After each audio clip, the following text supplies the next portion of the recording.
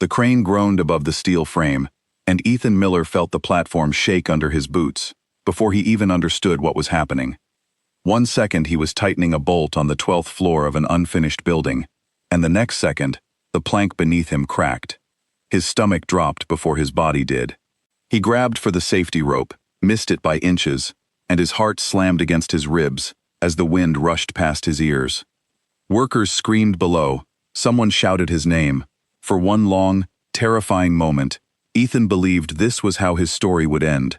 34 years old, falling from a building he had helped build with his own hands. His fingers caught the edge of a steel beam at the last second. Pain shot through his shoulder as his body swung hard against the metal frame. He held on, gasping, his legs dangling over nothing but open air and noise. Below him, men were already running, shouting for a harness, for a ladder, for anyone to help. Ethan's grip was slipping. Sweat mixed with blood on his palm where the rough edge of the beam had cut him. He looked down once, just once, and regretted it instantly. The ground looked impossibly far, like a memory from another life. Someone finally reached him with a rescue line, and after what felt like an eternity but was only 90 seconds, Ethan was pulled to safety.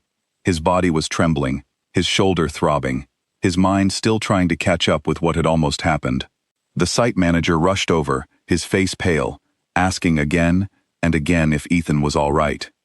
Ethan could barely answer. His throat was dry. His hands would not stop shaking. He had cheated something that day, though he could not yet say what. The ambulance ride to the hospital was a blur of sirens and fluorescent light. Ethan stared at the ceiling of the vehicle, replaying the fall over and over, the crack of the wood, the rush of air, the split second where his life had balanced on nothing but his own grip strength and luck. He thought about his sister, Laura, who would panic if she heard the news before he could call her himself. He thought about his father, Henry, who had warned him 100 times that construction work was dangerous, that Ethan should have taken the safer office job instead. He thought about how close he had come to never thinking about anything again. When the ambulance doors opened, the hospital lights felt too bright, too loud, too much. Ethan was wheeled through the emergency entrance, past nurses and doctors moving with practiced urgency, past other patients in various states of pain and worry. He felt like a stranger in his own body, disconnected from the chaos around him. His shoulder had been dislocated in the fall, and there was a deep cut across his palm that had bled through the makeshift bandage the site foreman had wrapped around it. But it was not the physical pain that troubled him most. It was the cold, hollow feeling settling into his chest, the realization that he had come face to face with the end of everything, and he was not ready. The past 6 months had already been hard on Ethan before the accident. He had lost his job at a stable engineering firm after budget cuts, and construction work was the only thing he could find to keep paying his bills. His fiancée, Claire, had left him 3 months earlier, tired of what she called his constant stress and his inability to talk about his feelings. His savings were nearly gone. He had been sleeping only a few hours a night, working double shifts to catch up on rent, snapping at people who did not deserve it, and slowly losing the parts of himself that used to laugh easily and trust people. The fall from the 12th floor was not just an accident. In some strange way, it felt like his body had finally caught up with how broken he had been feeling inside. As the emergency room doctor examined his shoulder, Ethan tried to focus on breathing steadily, tried to push away the memory of the ground rushing toward him. The doctor spoke quickly about ligament damage, about needing an X-ray, about the possibility of a small procedure to correct the dislocation. Ethan nodded along, not fully absorbing the words, his mind still tangled somewhere between the crane and the sky and the terrifying silence of falling. It was then that a new voice entered the room, calm and steady, cutting through the noise like a familiar song in a crowded place. A nurse walked in, carrying a chart, her white sneakers squeaking softly against the tile floor. She had warm brown eyes, a round and friendly face, and a presence that immediately made the room feel less frightening. Her name tag read, Grace Bennett. She smiled gently at Ethan before she even looked at his chart, the kind of smile that seemed to say, "You are safe now," without needing to speak a single word. "You gave everyone quite a scare today," Grace said, her voice light but caring, as she checked the monitor beside his bed. 12 floors is a long way to fall, even if it was only a few feet before you caught yourself. Ethan let out a short, tired laugh, surprising himself. It was the first time he had laughed in weeks. "Felt like the whole building was trying to get rid of me," he said, his voice rough from the dry air and the adrenaline still leaving his system. Grace chuckled as she adjusted his IV line with practiced hands, her touch gentle, despite the seriousness of the situation. "Well, lucky for you, the building lost that fight," she said. "You held on, that counts for something." There was something about the way she spoke to him, not with pity, not with the distant professionalism some medical staff carried like armor, but with genuine warmth, as if she truly saw him as a person, and not just another patient in a busy shift. Ethan found himself watching her more closely than he intended to, noticing the confident way she moved around the room, unbothered by the noise and stress surrounding them, fully present in a way that felt rare. "Dr. Alvarez will be in shortly to talk about resetting your shoulder," Grace explained, glancing at her chart again. "It is going to hurt for a moment, but after that, you will feel a lot of relief. I promise you, the worst part is almost over." Ethan nodded, grateful for her directness. He had always appreciated people who told him the truth instead of softening it into something unrecognizable. "Thank you," he said quietly. "For, explaining things. Most people just talk around me like I am not really here." Grace looked at him for a moment, something thoughtful crossing her expression. "You are very much here, Ethan," she said, reading his name from the chart. "And you are going to stay here. That is my job today, to make sure of that." Her words settled into him more deeply than she probably realized. Ethan had spent months feeling invisible, feeling like an inconvenience to everyone around him, from his manager who saw him as replaceable, to Claire, who had grown tired of trying to reach him emotionally, to his own father who never seemed satisfied no matter how hard Ethan worked. Grace's simple assurance, that she saw him, that she intended to help him, cracked something open in his chest that he had kept sealed for a long time.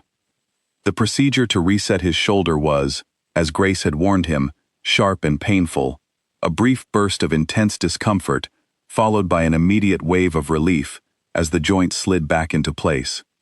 Ethan gripped the edge of the hospital bed, his knuckles white, his breath catching, and through it all, Grace stayed close, her hand resting lightly on his uninjured arm, murmuring words of encouragement that helped him push through the worst of it. "You are doing great," she said softly. "Almost done. Just breathe with me." He focused on her voice instead of the pain, and somehow, it worked. When the procedure finished, Ethan felt exhausted, but strangely calmer than he had felt in weeks, as if some of the tension that had been building inside him for months had been released along with his shoulder. As the hours passed, and Ethan was moved from the emergency room to a regular recovery room for observation, Grace continued to check on him throughout her shift, more often than strictly necessary, though Ethan did not question it. She brought him water, adjusted his pillow, made small conversation about harmless things, the weather outside, the terrible coffee in the hospital cafeteria, the construction noise from a nearby building project that apparently kept half the hospital staff awake during the day shift. "You would think working in a hospital, we would be used to noise," Grace said, laughing as she checked his blood pressure. "But nothing beats the sound of a jackhammer at 7 in the morning when you just got off a 12-hour shift."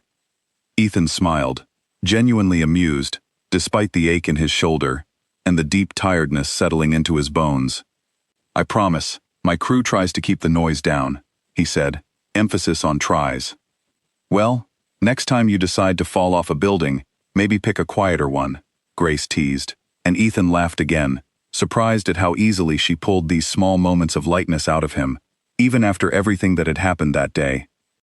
As evening arrived, the hospital grew quieter, the hallway lights dimming slightly, the constant rush of the emergency room fading into the background hum of a building settling into its nighttime rhythm. Ethan lay in his bed, staring at the ceiling, his mind slowly replaying the events of the day, no longer with panic, but with a strange, distant clarity.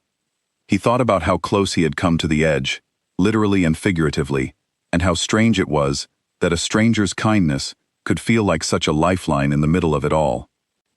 Laura arrived a little after 7 in the evening, rushing into the room with tears already forming in her eyes, pulling Ethan into a careful hug that avoided his injured shoulder. "You scared me half to death," she said, her voice cracking. "Why didn't you call me the moment it happened?" "I could barely think straight, Laura," Ethan admitted. "Everything happened so fast." Laura sat beside his bed, holding his good hand, studying his face with the kind of worry only a sibling could carry. "You need to be more careful," she said. "I can't lose you too, not after everything with Dad's health scare last year." Ethan nodded, guilt settling into his chest. He knew his sister worried about him constantly, especially since their mother had passed away years earlier, and their father's health had become fragile. Ethan had always tried to be the strong one, the one who did not need to lean on anyone, but sitting there in that hospital bed, he realized how exhausting that role had become. Grace entered the room during Laura's visit to check on Ethan's vitals, offering Laura a warm, reassuring smile. "Your brother is a fighter," Grace said. "He is going to be just fine. A little sore, but fine." Laura looked at Grace, gratefully. "Thank you for taking such good care of him," she said. "I feel better already just seeing how attentive you are." Grace smiled modestly. "It's what I love about this job," she said simply, checking the monitor readings before jotting something down on her clipboard. "Making sure people feel less alone when things get hard." After Laura left for the night, promising to return first thing in the morning, the hospital settled into a deeper quiet. Ethan found himself unable to sleep, his mind circling back again and again to the moment of falling, the sensation of his hand slipping, the terror of realizing how close he had come to losing everything. He stared at the dark window, watching the reflection of the hallway lights flicker against the glass. Around midnight, Grace returned to check on him one final time before her shift ended. She noticed immediately that he was still awake, his eyes tired but alert, his jaw tense. "Can't sleep?" she asked gently, stepping closer to his bed. "Not really," Ethan admitted. "Every time I close my eyes, I feel like I'm falling again." Grace pulled a chair closer to his bedside, sitting down without hesitation, her posture relaxed despite the late hour and the long shift clearly weighing on her. "That's normal," she said. "Your mind is trying to process something really scary. It takes time." Ethan looked at her, studying her face in the dim light, noticing the tired lines around her eyes that spoke of a long day, yet her voice remained steady and kind. "Do you always stay this late with your patients?" he asked. Grace smiled, a little sheepishly. "Not always," she admitted, "but something tells me you needed a little extra company tonight." They talked quietly for a while, about nothing important, and everything important all at once, about Ethan's work in construction, about Grace's years working in the emergency department, about small, ordinary things that somehow felt significant in the stillness of the hospital at night. Ethan found himself opening up more than he expected to, mentioning his job loss, his broken engagement, the mounting pressure that had been crushing him long before the crane had ever groaned above him that morning. Grace listened without judgment, nodding along, occasionally offering a soft word of understanding, never once making him feel like his struggles were too much or too small to matter. There was something profoundly comforting about being truly listened to, something Ethan had not realized he had been missing until that very moment. "You know," Grace said eventually, glancing at the clock on the wall, "sometimes the body forces us to stop when everything else in our life refuses to." Ethan considered her words carefully. "Maybe you're right," he said quietly. "Maybe I needed this, in some strange, painful way." Grace stood up slowly, stretching slightly after sitting for so long. "Get some rest," she said gently. "Tomorrow is a new day, and you survived the hardest part already." As she turned to leave, she paused at the door, glancing back at him one more time. "I'm glad you held on today, Ethan," she said softly. "The world would have been a little less interesting without you in it." Ethan watched her leave, her words settling warmly into the empty space around him. For the first time since the accident, and perhaps for the first time in many months, he felt something other than exhaustion and despair. He felt, faintly but unmistakably, a small flicker of hope. As sleep finally began to pull him under, Ethan's last thought before drifting off was not of the crane, or the fall, or the terrifying rush of wind past his ears. It was of a nurse, with warm brown eyes and a steady voice, who had somehow made him believe, even in the darkest hour of his life, that he still had a reason to keep holding on. Morning light spilled through the hospital window, and Ethan woke to the quiet beeping of machines and the smell of antiseptic that had already become familiar. His shoulder ached with a dull, steady throb, but it was nothing compared to the sharp panic of the day before. He shifted carefully in the bed, testing the limits of his movement, and found Grace Bennett already standing at the foot of his bed, checking his chart with the same calm focus she had shown the night before. "Good morning," she said, glancing up with a smile that seemed to brighten the entire room. "You actually slept. I'm impressed." "Barely," Ethan admitted, his voice still thick with sleep, "but better than I expected." Grace moved closer, checking the bandage on his hand, her fingers gentle as she examined the stitches from the cut he had gotten during the fall. "The wound looks clean," she said. "No signs of infection. You are healing well." Ethan watched her work, noticing details he had missed the night before in the chaos of the emergency room. She had a small scar near her left eyebrow, barely noticeable unless someone was looking closely. Her hair was pulled back into a simple braid, a few loose strands framing her face. She moved with the confidence of someone who had done this job for years, unhurried despite the busy hospital around her, fully present in every small task. "You seem to really care about this," Ethan said. "Not just doing your job, but actually caring." Grace glanced at him, a thoughtful expression crossing her face. "I think people can tell the difference," she said, "between someone who is just going through the motions and someone who actually wants to be there. I always wanted the second one for myself, so that's what I try to give." "Was there a moment that made you want to become a nurse?" Ethan asked, genuinely curious. Grace paused, setting down her clipboard for a moment. "When I was 16, my little brother got very sick," she said. "He spent almost 2 months in the hospital. There was one nurse who took care of him, and she never once made us feel like a burden, even though we were there every single day asking 100 questions. She made a terrifying time feel a little less terrifying. I decided right then that I wanted to be that person for someone else one day." "And your brother?" Ethan asked carefully. "Is he all right now?"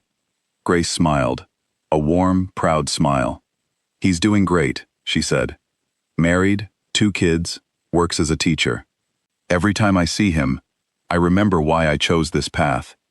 Ethan found himself smiling too, moved by the sincerity in her voice. There was something deeply reassuring about being cared for by someone who had chosen this work, not out of obligation, but out of a genuine desire to help people through their hardest moments. Throughout the morning, as doctors came and went, reviewing Ethan's shoulder and confirming that he would need a sling and a few weeks of physical therapy but no surgery, Grace remained a steady presence, checking in between her other duties, always offering a kind word or a small joke to ease the tension of hospital routines. Ethan noticed that she treated every patient with the same warmth, not just him, stopping to comfort an elderly man down the hall who was anxious about his test results, gently reassuring a frightened teenager who had come in after a minor accident. Her kindness was not performance, it was simply who she was. By early afternoon, Ethan was cleared to move to a step-down recovery area for a couple more days of observation before being discharged. As orderlies wheeled him to his new room, Grace walked alongside, making sure he was comfortable, chatting easily about small things to distract him from the discomfort of movement. "You'll like this room better," she said. "Better view. You can actually see the park across the street instead of the parking garage." Ethan glanced out the window as they settled him into the new room, noticing the green trees and the small pond in the distance. It was a simple thing, but after the chaos of the day before, the sight of something peaceful felt oddly significant. "Thank you," he said quietly, looking at Grace. "Not just for the room, for everything.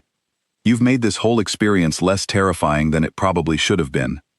Grace smiled, adjusting his pillow before stepping back. "That's the job," she said simply. "But you're welcome, Ethan." As the days passed, Ethan settled into an unusual rhythm of hospital life, waking early, enduring physical therapy exercises that left his shoulder aching in new ways, eating meals that tasted like cardboard no matter how the kitchen staff tried to season them, and looking forward, more than he wanted to admit to himself, to the moments when Grace's shift would begin and she would appear in his doorway with her steady smile and easy conversation. They talked about many things over those days, about Ethan's childhood growing up in a small town before moving to the city for work, About Grace's years training to become a nurse while working nights at a diner to pay for school. About books they had both read and disagreed about. About music. About food.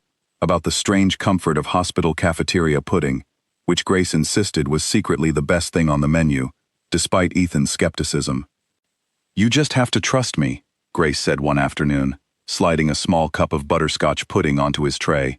"It's the one thing this place gets right." Ethan took a skeptical bite, and to his surprise, found himself laughing. "Okay, fine," he admitted. "This is actually really good." "Told you," Grace said triumphantly, crossing her arms with a satisfied grin. "I know things." These small, ordinary exchanges became the highlight of Ethan's days, a welcome distraction from the deeper fears still lingering beneath the surface.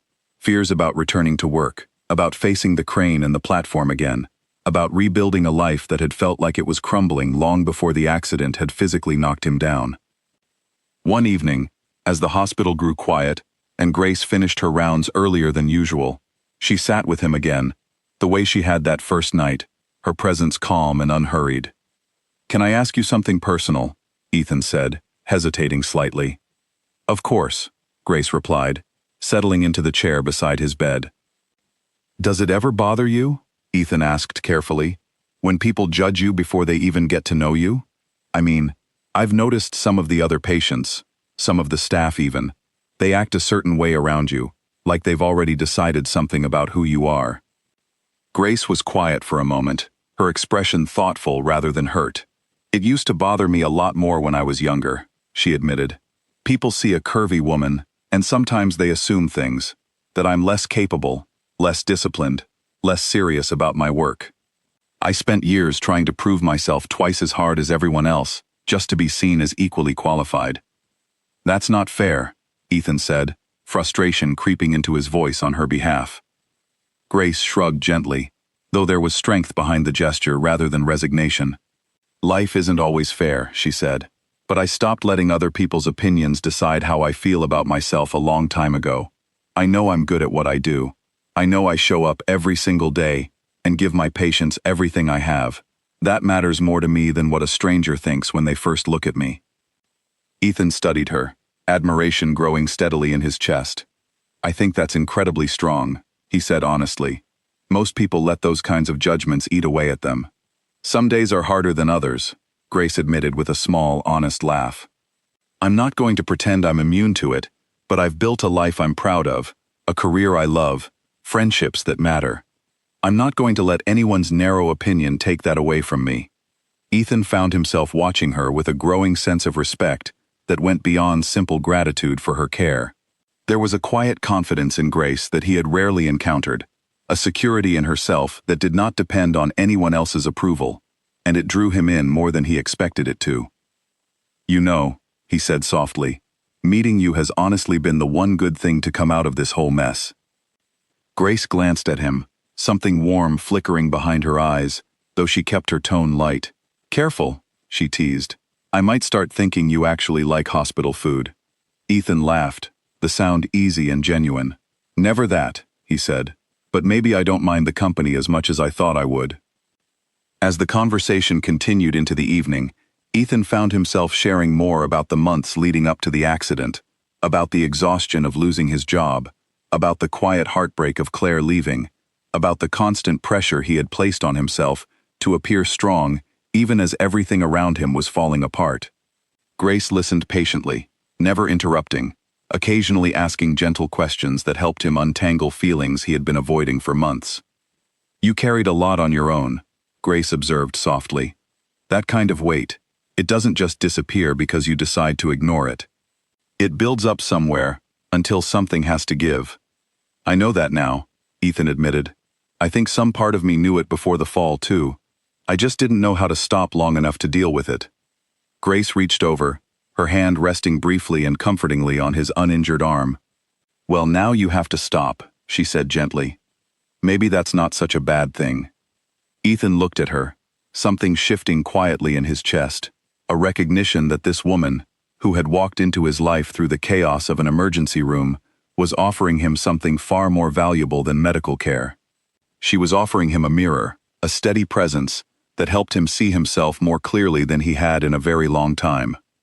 "Thank you, Grace," he said quietly, "for listening, for not judging any of it."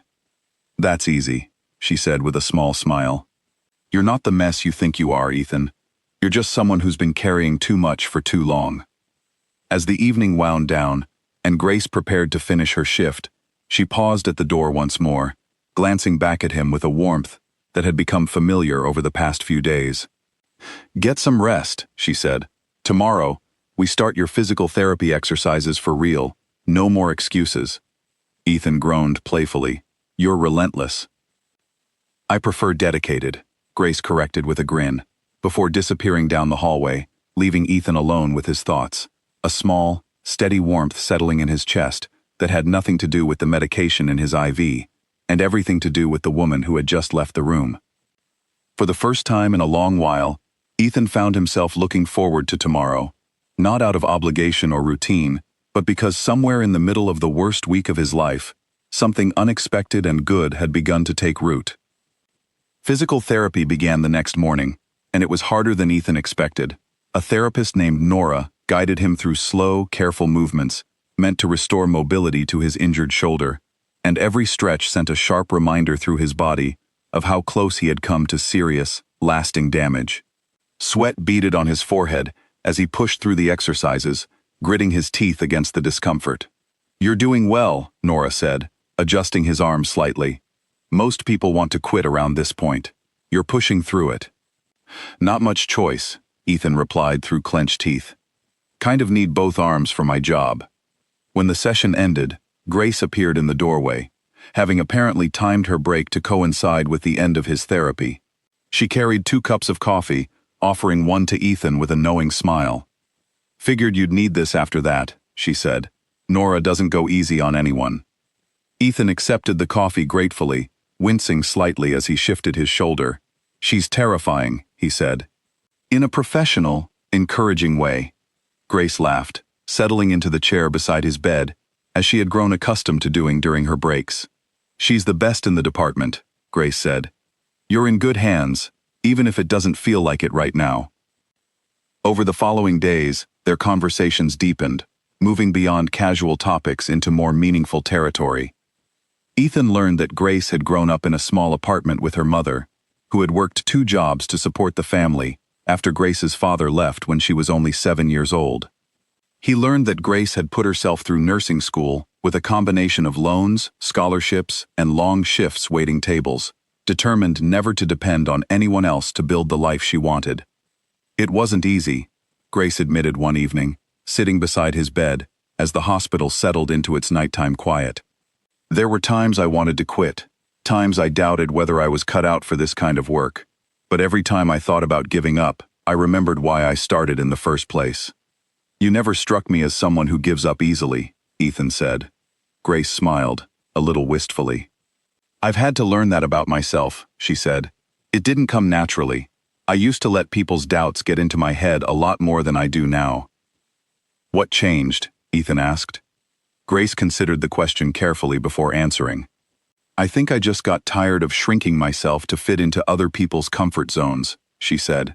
"Tired of apologizing for taking up space, for being confident, for liking who I am. One day I just decided I was done doing that." Ethan admired the clarity in her voice, the hard-earned strength behind her words. He found himself thinking about his own struggles, about how he had spent years trying to meet expectations that were never truly his own, chasing a version of success defined by other people's standards, rather than his own sense of purpose. "I think I've been doing the opposite of what you did," Ethan admitted quietly. "Shrinking myself, trying to be exactly what everyone expected, until there wasn't much of me left to recognize." Grace looked at him with quiet understanding. "Falling off that building might have been the wake-up call you needed," she said gently. "Sometimes it takes something drastic to make us stop and actually look at our lives." As the days continued, Ethan's recovery progressed steadily. His shoulder gained more mobility, the sharp pain fading into a manageable ache, and the hospital staff began discussing his discharge, tentatively scheduled for the end of the week. The news should have filled him with relief, and in some ways it did, but there was also a quiet reluctance settling into his chest at the thought of leaving. A reluctance he understood was closely tied to not wanting to lose the easy, comfortable connection he had built with Grace. One afternoon, as Grace helped him practice a series of gentle stretching exercises Nora had assigned for him to continue at home, their conversation drifted toward more personal territory once again. "Can I ask you something?" Ethan said, hesitating slightly as he worked through the movements. "Go ahead," Grace replied, watching his form carefully to make sure he wasn't overextending the injury. "Is there someone waiting for you at home?" he asked. "A partner, I mean. I've been curious, but I didn't want to ask before now." Grace paused for a moment, a faint smile crossing her lips. "No," she said simply. "There was someone, a while back. It didn't work out. He wasn't exactly comfortable with how confident I was in myself. Some men find that intimidating, apparently." "That's their loss," Ethan said firmly, surprising himself with the conviction in his voice. Grace glanced at him, something soft and curious flickering across her expression. "That's a kind thing to say," she said. "It's the truth," Ethan replied. "Any man who can't appreciate someone as genuine and strong as you doesn't deserve the chance to know you better." The room grew quiet for a moment, the air between them shifting into something new, something neither of them had directly acknowledged until that moment. Grace looked away first, focusing intently on adjusting the sling around Ethan's shoulder, though the small smile lingering on her lips suggested his words had landed somewhere meaningful. "You should focus on your exercises," she said softly, though there was no real scolding in her tone. "Yes, ma'am," Ethan replied, a playful lightness returning to his voice, though the moment between them lingered in the air long after the conversation moved on to other things. That evening, Laura visited again, bringing a small bag of Ethan's clothes and personal items from his apartment, along with updates about work and their father's ongoing health checkups. She noticed almost immediately the change in her brother's demeanor, a lightness she had not seen in him for months. "You seem different," Laura observed, studying him carefully as she unpacked the bag onto the small dresser beside his bed. "Happier, somehow, considering you nearly fell off a building a few days ago." Ethan shrugged, though a small smile tugged at his lips. "Maybe almost falling off a building puts things into perspective," he said. Laura raised an eyebrow, clearly not fully convinced by his simple explanation. "Or maybe it has something to do with a certain nurse I've noticed checking in on you an awful lot," she said, a knowing grin spreading across her face. Ethan felt heat rise to his cheeks, caught off guard by his sister's observation. "She's just doing her job," he said, though even to his own ears, the explanation sounded weak. "Sure," Laura said, clearly amused. "Most nurses don't sit with patients during their breaks just to do their job." Ethan didn't have a good response to that, choosing instead to redirect the conversation toward safer topics, though Laura's words lingered in his mind long after she left for the evening. Later that night, unable to sleep despite his growing exhaustion, Ethan found himself staring at the ceiling, turning Laura's observation over in his mind. He thought about the past several days, about how naturally he had come to look forward to Grace's presence, how effortlessly their conversations flowed, how much lighter he felt after spending time with her. It was more than simple gratitude for her care. Somewhere in the middle of the worst week of his life, Ethan had begun developing genuine feelings for the woman who had helped him through it. The realization unsettled him slightly, not because the feelings themselves were unwelcome, but because of the timing, because of everything still unresolved in his own life, his job situation, his broken engagement, the deeper emotional work he knew he still needed to do before he could offer anyone else a healthy, stable version of himself. He was still turning these thoughts over when Grace appeared in his doorway for one final check before the end of her shift, her presence immediately calming the restless energy in his chest. "Still awake?" she asked softly, stepping into the room. "Couldn't sleep," Ethan admitted. "Too much on my mind, I guess." Grace settled into the familiar chair beside his bed, her expression warm and patient. "Want to talk about it?" she asked. Ethan hesitated, weighing whether to share the full truth of what was occupying his thoughts. In the end, he decided on a version close enough to honest, without diving into everything all at once. "I've just been thinking about everything that's happened this week," he said. "How strange it is that something so terrifying led to something so unexpectedly good." Grace tilted her head slightly, curious. What do you mean by good? Ethan met her eyes steadily. Meeting you, he said simply. I know it probably sounds strange, considering the circumstances, but talking with you these past few days has honestly meant more to me than I know how to properly explain. Grace was quiet for a long moment, something vulnerable flickering across her usually composed expression. It doesn't sound strange, she said softly. I've enjoyed our conversations too, more than I probably should admit, given that you're my patient. The honesty in her words hung gently in the space between them, neither pushing the moment further nor pulling away from it entirely. There was an unspoken understanding settling between them, an acknowledgement that something meaningful had grown out of an unlikely beginning, even if neither of them was ready to define exactly what that meant. I'll be discharged soon, Ethan said quietly. I don't want that to mean the end of getting to know you. Grace smiled, a soft, genuine smile that reached her eyes. It doesn't have to, she said.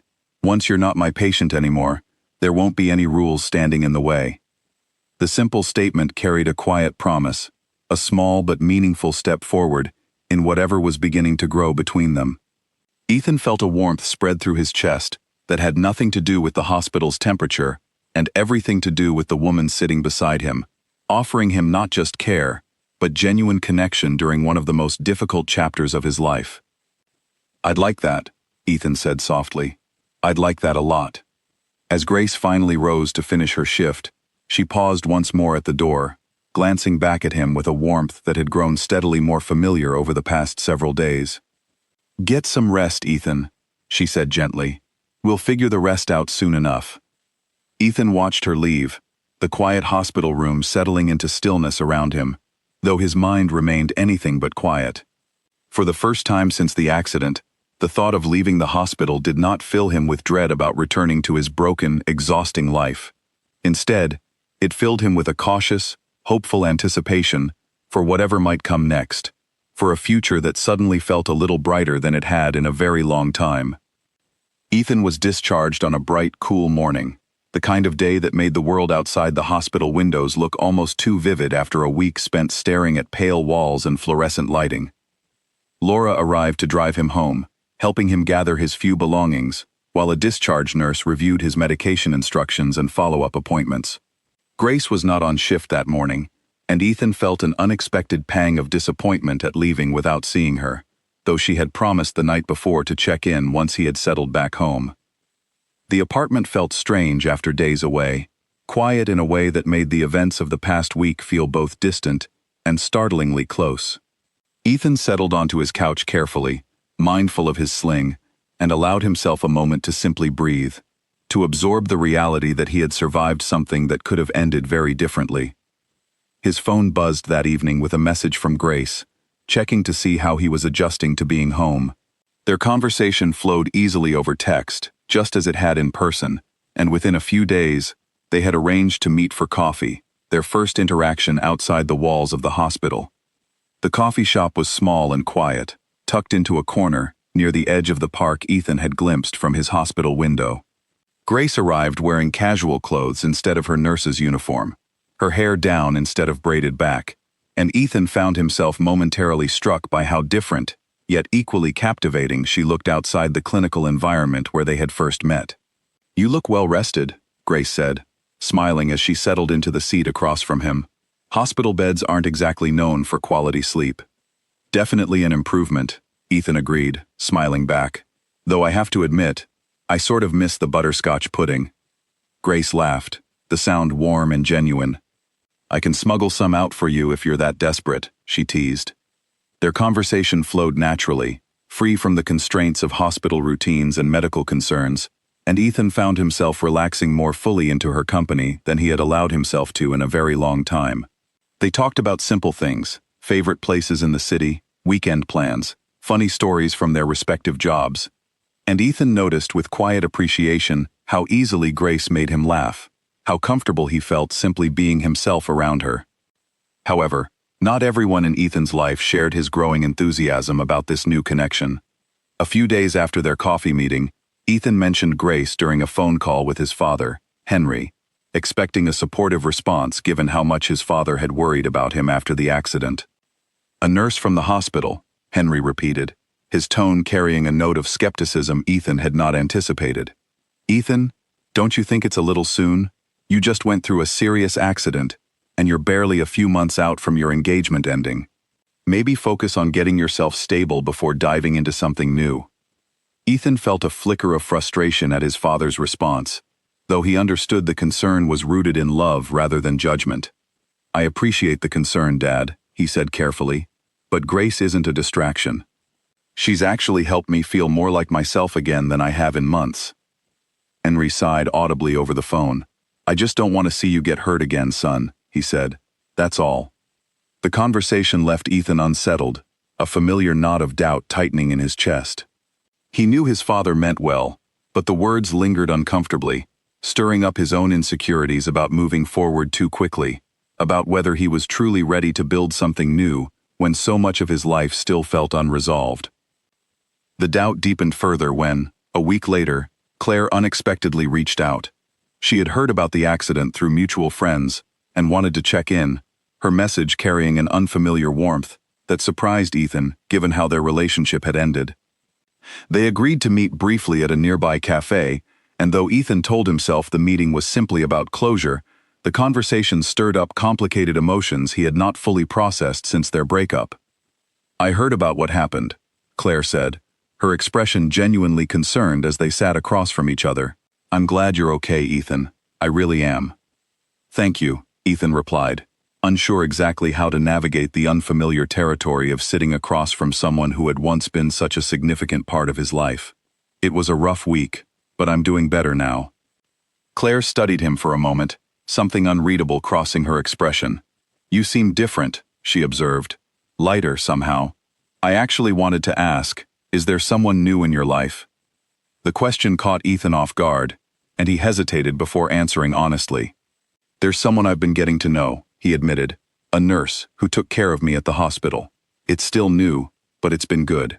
Something flickered across Claire's face, a complicated mixture of emotions Ethan could not fully decipher. "I'm happy for you," she said, though her tone carried a hint of something else beneath the surface politeness. "I suppose I always wondered what it would take for you to actually let someone in. Guess it took nearly falling off a building." The comment stung more than Ethan expected, striking uncomfortably close to insecurities he had carried throughout their relationship. Insecurities about his difficulty expressing emotions, about the walls he had built around himself long before Claire had ever entered his life. He left the meeting with mixed feelings, gratitude for the closure, mixed with a resurfacing of old doubts about whether he was truly capable of the kind of openness a relationship required. That evening, when Grace called to check in as she often did, Ethan found himself unusually quiet, his mind still tangled in the conversation with Claire and his father's earlier concerns. "You seem distracted," Grace observed gently over the phone. "Everything all right?" Ethan hesitated, torn between wanting to share honestly and wanting to protect the fragile new connection they had built from the weight of his unresolved past. "Just a lot on my mind," he said, eventually, keeping his answer vague. Grace, perceptive as always, did not push further, though Ethan could sense her quiet concern through the phone. "I'm here whenever you're ready to talk," she said simply. "No pressure." Her patience only deepened Ethan's guilt at withholding the full truth, and over the following days, he found himself growing increasingly distant, responding to her messages more slowly, offering shorter answers during their calls, unconsciously pulling away as old patterns of self-protection resurfaced beneath the surface of his growing feelings for her. Grace noticed the shift, though she said nothing directly at first, giving him space in case he simply needed time to adjust to life outside the hospital.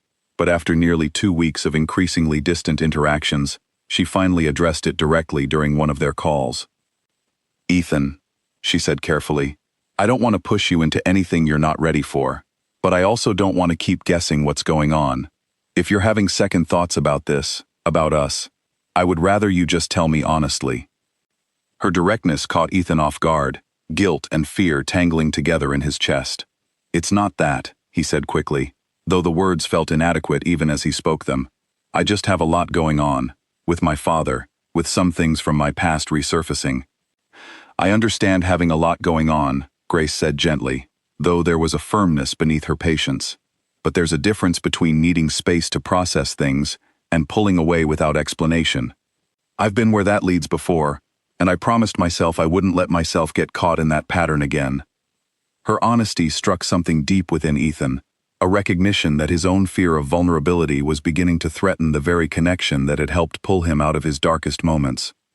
He thought about his father's concerns, about Claire's parting comment, about the walls he had built around himself for years, walls that had cost him more than he had ever fully allowed himself to acknowledge. "You're right," Ethan admitted quietly. "I've been pulling away, and it's not fair to you. I think I got scared, honestly. Scared that I'm not ready for something real. Scared that I'll disappoint you the way I feel like I've disappointed everyone else in my life lately." Grace was quiet for a moment, her voice softening when she finally responded. "Everyone gets scared, Ethan," she said, "but shutting people out doesn't protect you from getting hurt. It just guarantees you'll be alone while you're hurting." Her words settled deeply into him, echoing a truth he had avoided confronting for a long time. He thought about the accident, about how close he had come to losing everything, without ever having truly opened himself up to another person, without ever allowing himself to be fully seen and fully known. "I don't want to lose this," Ethan said honestly, his voice steady, despite the vulnerability of the admission. "I don't want to lose you because I'm too afraid to let you in." "Then don't shut me out," Grace replied simply. "Talk to me, even when it's hard, especially when it's hard." The conversation marked a turning point, a quiet but significant shift in how Ethan approached the growing relationship between them. He began sharing more openly, about his father's concerns, about the lingering discomfort from his conversation with Claire, about the deep-seated fear of vulnerability that had shaped so much of his adult life. Grace listened patiently, offering understanding rather than judgment, and slowly, the distance that had grown between them began to close once again.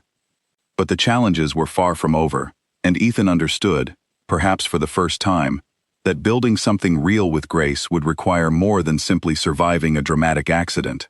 It would require the harder, quieter work of choosing honesty and vulnerability, again and again, even when old fears whispered otherwise.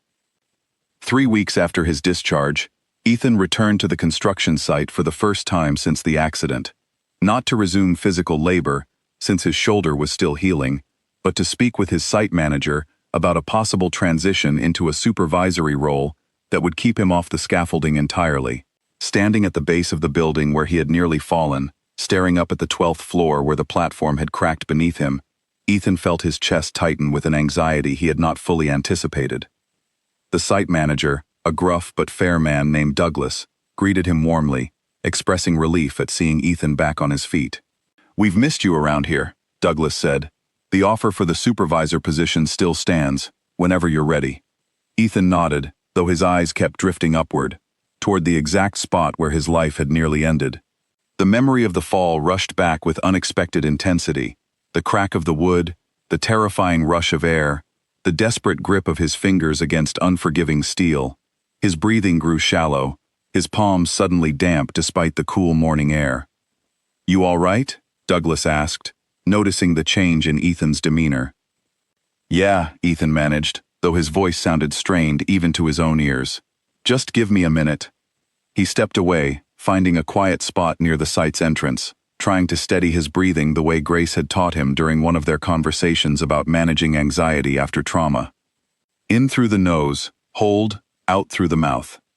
Slowly, his heart rate began to settle, though the shakiness lingered beneath the surface, a reminder that healing was not a single moment, but an ongoing process. That evening, Ethan met Grace for dinner, and though he tried to mask his lingering unease from earlier in the day, she noticed almost immediately, her perceptive nature picking up on the subtle tension in his posture, the distracted quality in his responses. "Rough day?" she asked gently, once they had settled into their table at a quiet restaurant near her apartment. Ethan hesitated, then decided to be honest, remembering the promise he had made to himself after their earlier conversation about pulling away. "I went back to the site today," he admitted. "Standing there, looking up at where it happened, it hit me harder than I expected." Grace reached across the table, her hand resting gently over his. "That makes complete sense," she said. "You experienced something deeply traumatic." It doesn't just disappear because your shoulder healed. I thought I was handling it better than this, Ethan admitted, frustration coloring his voice. I thought I had already worked through the worst of it. Healing isn't always a straight line, Grace said softly. Some days will feel like real progress, and other days, old fears resurface without warning. That doesn't mean you're failing. It just means you're human. Her words offered comfort, though the underlying anxiety continued to weigh on Ethan in the days that followed. He accepted the supervisory position, grateful for the opportunity to remain in construction without returning to the physical dangers of scaffolding work. But the transition brought its own stress, unfamiliar responsibilities, a demanding new schedule, and the constant undercurrent of anxiety whenever he found himself near heights or unstable structures. Nearly a month into his new role, the accumulated stress reached a breaking point. Ethan had been working long hours trying to prove himself capable in his new position, sleeping poorly, skipping meals, and slowly falling back into the same exhausting patterns that had contributed to his breakdown before the accident. One evening, after a particularly difficult day, involving a scheduling conflict that threatened to delay an entire project, Ethan found himself sitting alone in his apartment, overwhelmed by a wave of anxiety so intense it left him struggling to catch his breath. His hands trembled as he reached for his phone, torn between wanting to call Grace and feeling ashamed of needing her help again, worried that leaning on her too heavily would confirm every fear he carried about being a burden to the people around him. But remembering her words about the danger of shutting people out, he pushed past the hesitation and called her. Grace answered immediately, her voice calm despite the late hour. "Ethan, what's wrong?" "I don't know," he admitted, his voice shaking. "I can't catch my breath. Everything feels like too much right now." "Okay, listen to my voice," Grace said steadily, her tone shifting into the calm, grounding presence he remembered from the hospital. "Breathe in for 4 counts. Hold for 4, out for 4. I'm right here with you." Ethan followed her guidance, his breathing gradually slowing as she stayed on the phone with him, patiently walking him through the panic, until his heart rate steadied and the overwhelming tightness in his chest began to ease. "I'm coming over," Grace said firmly, once she was confident he was stable enough for her to leave the call. "I don't want you alone right now." She arrived within 20 minutes, finding Ethan sitting on his couch, emotionally drained but no longer in the grip of full panic. She sat beside him, wrapping a comforting arm around his shoulders, careful of his still healing injury. "I'm sorry," Ethan said quietly, shame coloring his voice. "I shouldn't have called so late. You must be exhausted after your shift." "Don't apologize for needing support," Grace said firmly. "That's exactly what I want you to feel comfortable doing, especially with me." They sat together in comfortable silence for a while, before Ethan finally spoke again, his voice quieter and more vulnerable than before. "I think I've been pushing myself too hard," he admitted, "trying to prove I'm fine, that the accident didn't break something in me, but I don't think I've actually dealt with it, not really." Grace nodded thoughtfully. "Trauma doesn't just disappear because we want it to," she said. "It needs real attention, real care, not just pushing through and hoping it fixes itself." "I think I need to talk to someone," Ethan admitted, the realization settling slowly but firmly into place. "A professional, I mean. Someone who can actually help me work through everything, not just from the accident, but from everything before it too." Grace smiled gently, pride evident in her expression. "I think that's an incredibly strong decision," she said. "And for what it's worth, I'll support you every step of the way, however you need me to." The following weeks brought significant, if gradual, change. Ethan began seeing a therapist regularly, working through the trauma of the accident, alongside deeper patterns of self-neglect and emotional avoidance that had shaped much of his adult life. It was difficult, uncomfortable work, unearthing old wounds he had spent years trying to ignore, but with each session, he felt a little lighter, a little more capable of facing his fears honestly, instead of burying them beneath forced strength. Grace remained a steady presence throughout this process, never pushing him to move faster than he was ready for, offering support without trying to fix or rush his healing. Their relationship deepened during this time, built not on the dramatic intensity of their initial meeting, but on the quieter, steadier foundation of mutual honesty, patience, and genuine care. One evening, several weeks into his therapy, Ethan found himself reflecting on how far he had come since that terrifying morning on the construction site. He thought about the moment his hand had slipped, about the desperate fear of falling, and how strange it was that the same accident that had nearly ended his life had also led him toward genuinely confronting the deeper struggles he had carried for years. "I used to think surviving the fall was the hardest part," Ethan admitted to Grace one evening, as they sat together on his balcony, watching the city lights flicker on in the growing darkness. "But I think the harder part has actually been everything since then, learning to actually face what was broken inside me, long before that platform ever cracked." Grace reached for his hand, holding it gently. "That takes real courage," she said. "More courage than most people ever have to find."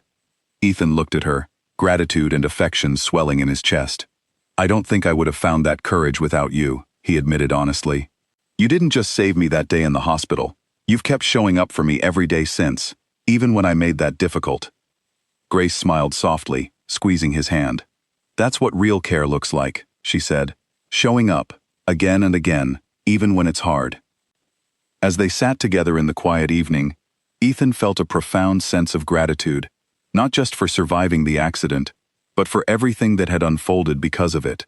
The painful but necessary reckoning with his past, the growing strength within himself, and the genuine, steady love that had grown between himself and the remarkable woman beside him.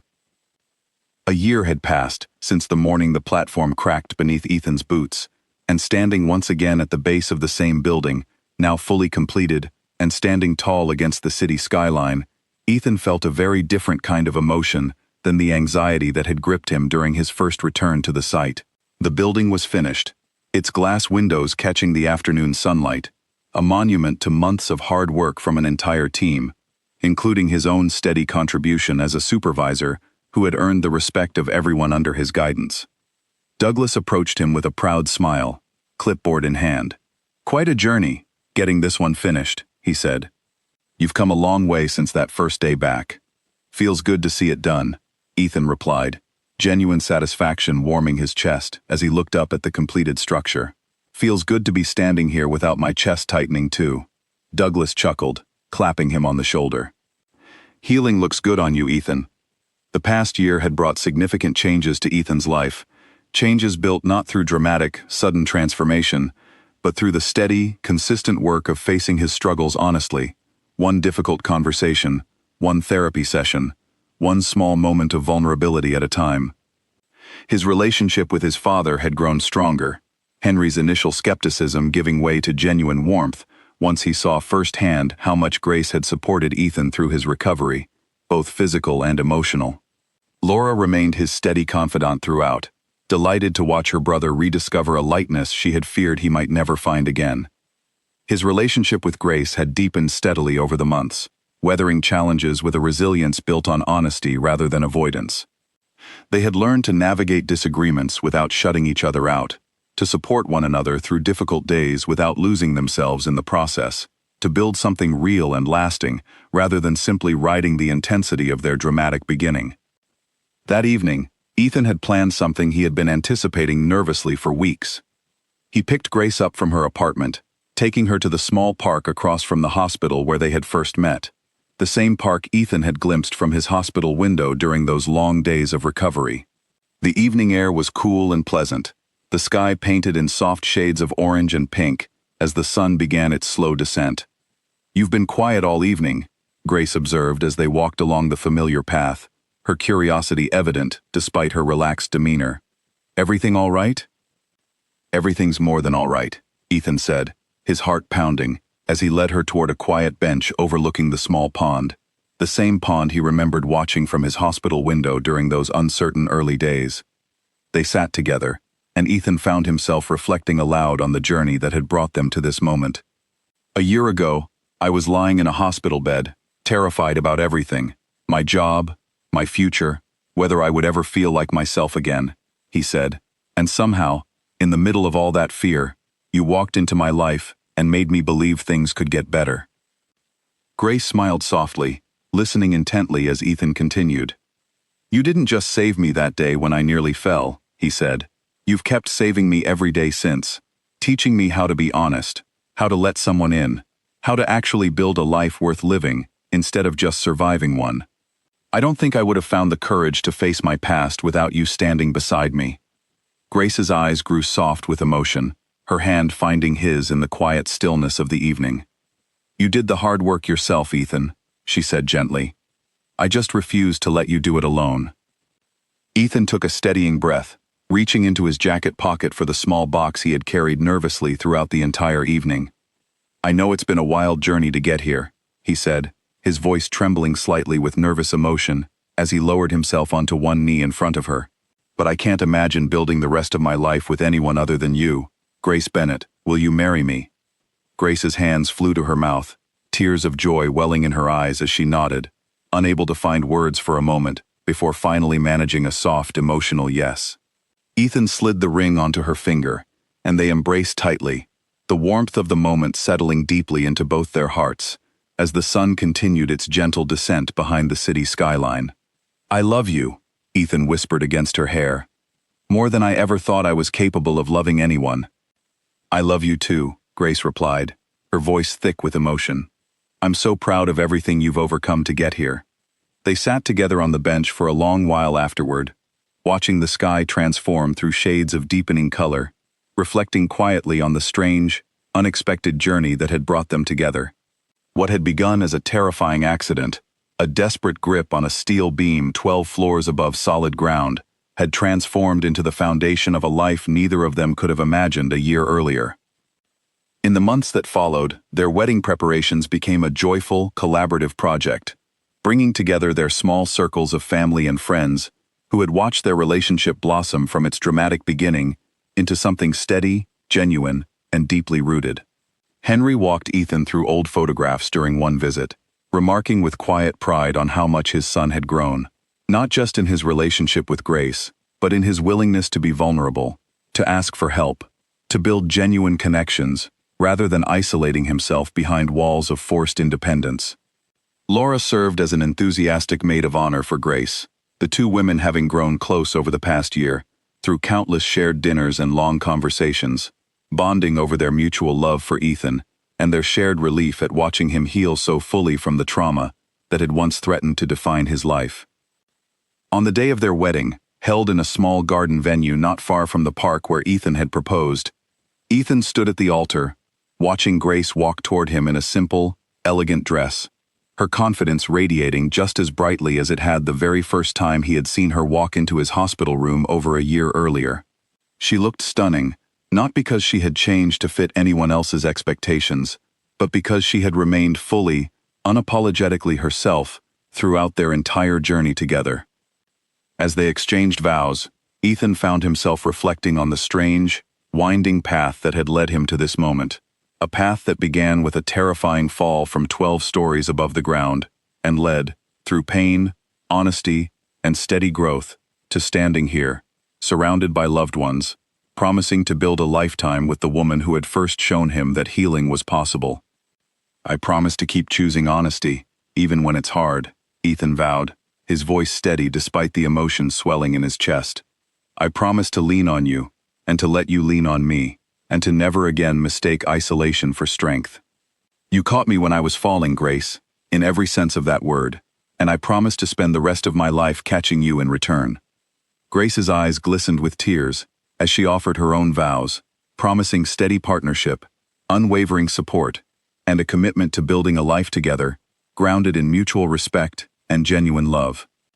As they were pronounced husband and wife and shared their first kiss as a married couple, applause and cheers erupted from their gathered family and friends, marking not just the beginning of their marriage, but the culmination of an extraordinary journey of healing, resilience, and unexpected love. Later that evening, as the celebration continued around them, Ethan pulled Grace aside for a quiet moment beneath the string lights illuminating the garden venue. He held her close, his forehead resting gently against hers. "Thank you," he whispered softly, "for saving me that day, and for every day since." Grace smiled, her eyes shining with love and quiet pride. "Thank you for choosing to hold on," she replied gently, "for fighting to become the person standing here with me tonight. They stood together in comfortable silence for a moment, surrounded by warmth, laughter, and love, two people whose lives had been forever changed by an unexpected fall, and an even more unexpected, steady hand that had reached out to catch him, not just physically, but in every way that truly mattered. As the night deepened and the celebration continued around them, Ethan understood, with quiet certainty, that surviving the fall had only been the beginning of his story.